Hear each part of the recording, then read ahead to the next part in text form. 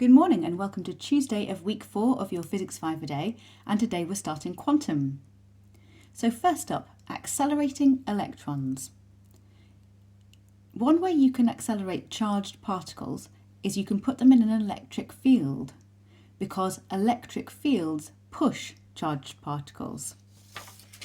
So here I've got two parallel plates with a potential difference across them. This one's potential is 0 volts, this one's potential is 2000 volts, and so we have a potential difference of 2000 volts between them.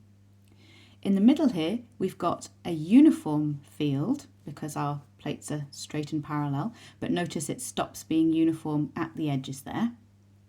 And the direction that the field pushes a positive charge, remember, is this arrow here. So the field lines show you the direction a positive charge will get pushed. So my electrons, I need to introduce them here and they'll get pushed the other way. And it's that push from the electric field that's going to accelerate them all the way across to the other side of the electric field. The kinetic energy a particle gains by being accelerated across an electric field is equal to its charge times the potential difference it was accelerated by. And so for an electron, you get this formula. When we do electric fields, we'll see where this formula comes from, but for now, this is the formula that we're going to use. And the last thing to note is that energy is, of course, measured in joules as its standard unit, and in this formula, this E here is measured in joules.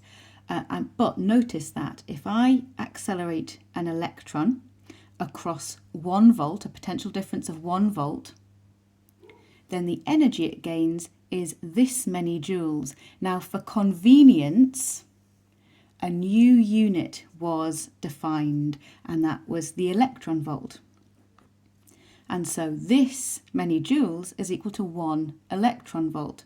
Now, this makes it's a nice easy unit when you get used to it, because what we're saying is it's the energy gained by an electron that is accelerated across a potential difference of 1 volt.